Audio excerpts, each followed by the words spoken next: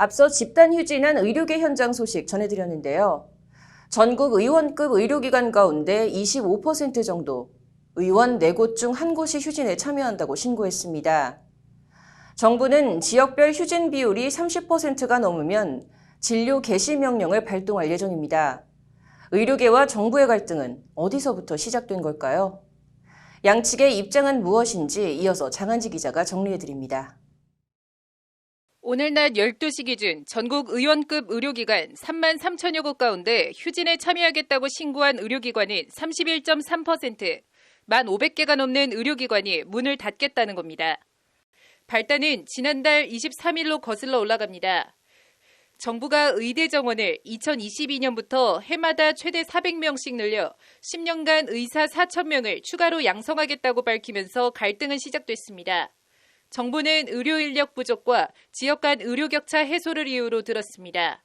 그러나 대한의사협회는 정부의 정책 철회를 요구하고 있습니다.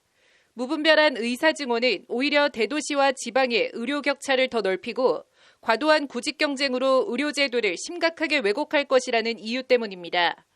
양측의 주장이 평행선을 달리면서 의사들은 집단 휴진이라는 초강수를 들고 나왔습니다.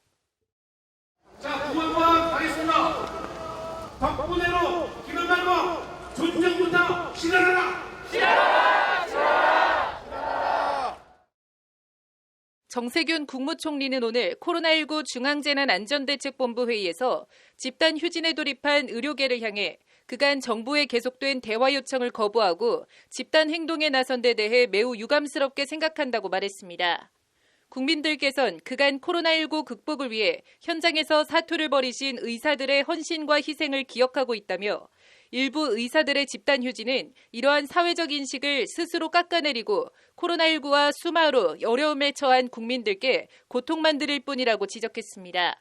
그러면서 정부는 열린 자세로 의료계와 진솔하게 소통할 준비가 되어 있다며 의사협회는 집단 행동보단 대화를 통해 문제 해결에 나서길 바란다고 촉구했습니다. 대화를 바라는 건 의료계도 마찬가지입니다.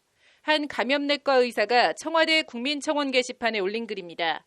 청원인은 의사 부족하다. 그러나 일자리도 없다. 값싼 의료 수가에 안 그래도 재정이 어려운데 코로나19 같은 신종 감염병이 한번 창궐하면 병원들은 더 힘들어지고 문 닫는 병원들도 많다고 호소했습니다.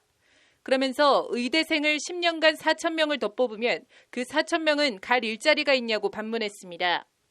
의사 숫자를 늘리는 게 해법이 아니라 왜 비인기과와 기피과에 의사들이 안 가려고 하는지, 왜 의사와 환자가 지방이 아닌 서울에 있는 병원으로 오려고 하는지, 왜 병원들은 의사가 부족한데 뽑고 싶어도 뽑을 수가 없는지 등 근본적인 고민을 해달라고 요청했습니다.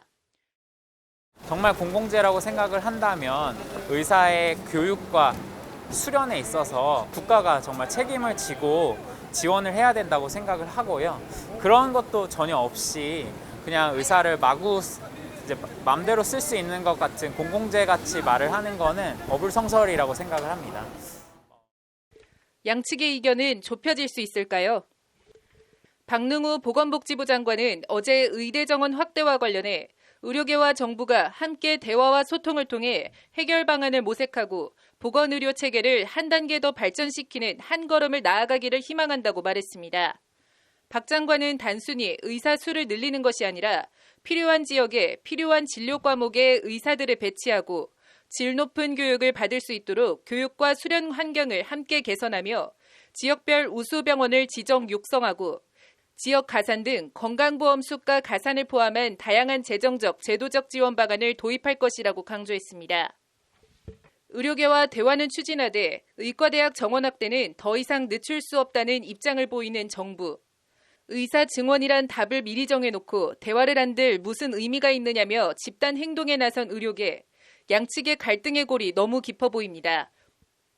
의사협회는 오늘 총파업 걸기대회에서 정부가 자신들의 요구에 대해 책임 있는 답변을 내놓지 않는다면 이달 26일부터 28일 3일에 걸쳐 제2차 총파업을 단행한 후 무기한 파업으로 이어나갈 것이라고 밝혔습니다. 법률방송 장은지입니다.